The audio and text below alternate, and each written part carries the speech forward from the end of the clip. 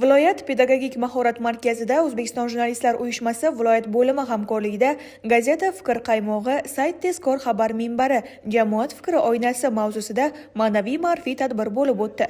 Unda ommaviy axborot vositalari vakillari, tajribali jurnalistlar, o'qituvchi hamda yoshlar ishtirok etdi. Tadbirda avvalo mamlakatimizda media sohasida amalga oshirilayotgan islohotlar, axborot olish va tarqatish erkinligi, jurnalistning jamiyat oldidagi mas'uliyati haqida so'z yuritildi.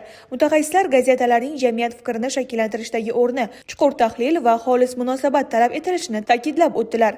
Shuningdek, internet saytlari va onlayn nashrlarning tezkor axborot uzatishdagi roli, yolg'on xabarlardan ehtiyot bo'lish kabi dolzarb masalalar ham atroflicha muhokama qilindi.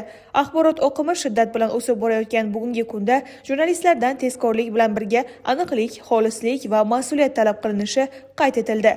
Tadbir davomida Zarafshon gazetasi xodimlari muallifligida nashr etilgan bir qator kitoblar taqdimoti ham o'tkazildi. Mualliflar o'z asarlarida jamiyat hayotidagi dolzarb masalalar, jurnalistik tahlillar, ijtimoiy-iqtisodiy islohotlar hamda viloyat hayotiga oid muhim voqealar yoritilganini ma'lum qildilar. Qatnashchilar kitoblar bilan tanishib, mualliflar bilan fikr almashish imkoniyatiga ega bo'ldilar.